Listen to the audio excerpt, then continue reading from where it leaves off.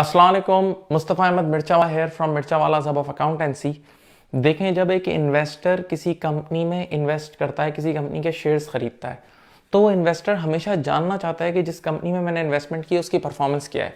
यही वजह है कि कंपनी के जो डायरेक्टर्स हैं उन पर ये मैंडेटरी है, ऑब्लिगेटरी है कि वो कंपनी की फाइनेंशियल स्टेटमेंट बनाएं और शेयर होल्डर्स के घर भिजवाएं। अब सवाल ये है कि ये फाइनेंशियल स्टेटमेंट कैसे बनाई जाती है। इस फाइनेंशियल स्टेटमेंट को बनाने के लिए कुछ रूल्स एंड रेगुलेशंस चाहिए। सर कैसा कानून चाहिए? एक मिसाल देता हूँ। फॉर एग्जांपल, आज मुझे किसी ने ऑर्डर दिया कॉल करके कि हम आपकी प्रोडक्ट में इंटरेस्टेड हैं, इतने यूनिट्स में इंटरेस्टेड हैं। सिर्फ अभी ये कॉल आई, तो क्या ये कॉल आई तो मैं अभी से क्या अपनी सेल्स रेवेन्यू बुक कर लूँ? एक बात। सेकेंड, फिर कुछ दिनों बाद उन्होंने ऑर्डर दे दिया, तो क्या मैं ऑर्डर के टाइम सेल्स बुक करूंगा? देन जब ऑर्डर आया तो ऑर्डर के बाद मैंने प्रोडक्शन स्टार्ट की।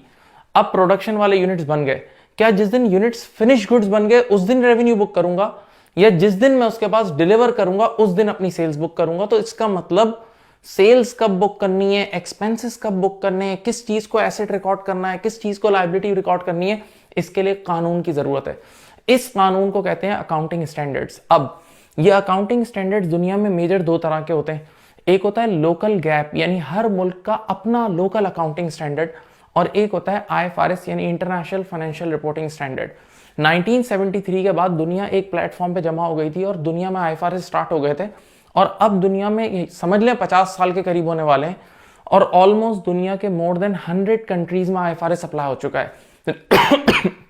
रिसेंटली अगर आपने देखा हो तो इंडिया में भी आईएफआरएस आ गया है, और जो इंडियन अकाउंटिंग स्टैंडर्ड जिनको बोलते हैं इंडियन अकाउंट इंड एएस, तो वो भी 95% आईएफआरएस के बिल्कुल करीब है, यानी समझ लें आईएफआरएस ही है। इसी तरह किंगडम में आईएफआरएस अप्लाई हो गया है। तो उसके बाद जब दुनिया में इतने लोगों ने, इतने कंट्रीज ने आईएफआरएस अडॉप्ट कर लिया, तो अब आईएफआरएस की डिमांड इट्स एट पीक। सवाल यह है कि हम आईएफआरएस, एक आम आदमी आईएफआरएस किस तरह पढ़ सकता है? तो उसकी एक सोर्स तो ये है कि आप फुल टाइम प्रोफेशनल क्वालिफिकेशन करें, लाइक एसीसी, आईसीडब्ल्यू, आईकैप।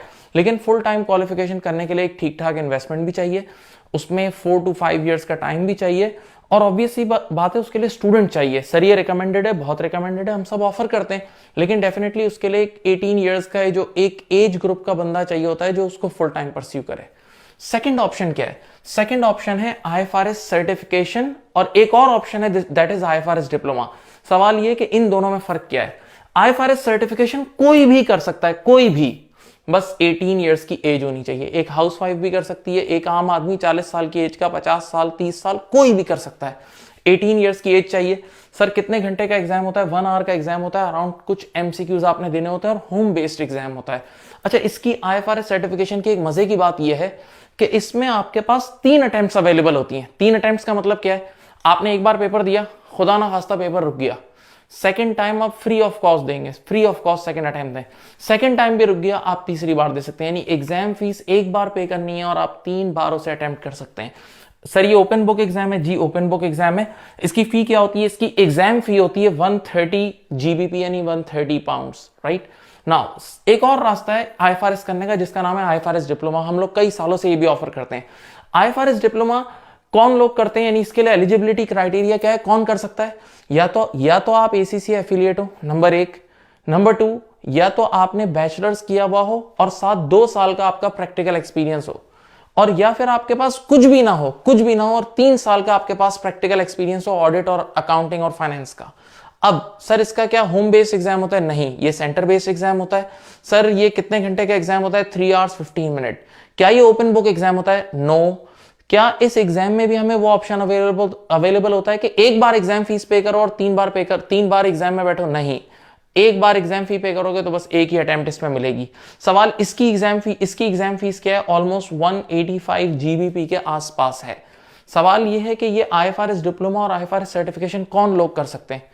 कोई भी कर सकता है जो आईएफआरएस पढ़ना चाहे, कोई भी कर सकता है। इसी तरह कुछ ऐसे लोग भी इसको करते हैं जिन्होंने 10 साल पहले चार्टर्ड अकाउंटेंसी की होती है और अब दुनिया में अकाउंटिंग स्टैंडर्ड चेंज हो रहे हैं, तो वो अपने स्टैंडर्ड्स को अपडेट करने के लिए भी कर सकते हैं। सवाल ये है कि सर पढ़ाने वाला ट्रेनर कौन होगा? ये ट्रेनर आपके सामने मुस्तफ़ा अहमद मिर्चावाला आपको पढ़ाएगा। And I have been teaching for last 20 years, और अब 40+ कंट्रीज में अल्हम्दुलिल्लाह हमारा काम फैला हुआ है। और मेरा टीचिंग स्टाइल ऐसा है कि मैं बात स्क्रैच से शुरू करता हूँ, मल्टीपल टाइम्स रिपीट करता हूँ, तो बात बहुत आराम से समझ में आ जाती है। और हम हर लेवल के बंदे को अकोमोडेट करते हैं। यानी अगर कोई ऐसा बंदा भी आ जाए जिसने आज तक कुछ भी अकाउंटिंग नहीं पढ़ी, तो उसको बिल्कुल डेबिट क्रेडिट के लेवल से लेकर पूरा आईएफआरएस तक लेकर आते हैं। कुछ ऐसे लोग भी आते हैं जिन्होंने एमबीए किया हुआ होता है, तो उसको थोड़ा इंटरमीडिएट लेवल से लेके चलते हैं। तो डिफरेंट लेवल के लोग आते हैं और डिफरेंट लेवल के लोग अलग अलग स्टेज से स्टार्ट करते हैं। आपको अगर इसमें इंटरेस्ट है तो आप काइंडली मुझे व्हाट्सएप करें 0092 300 2555 744।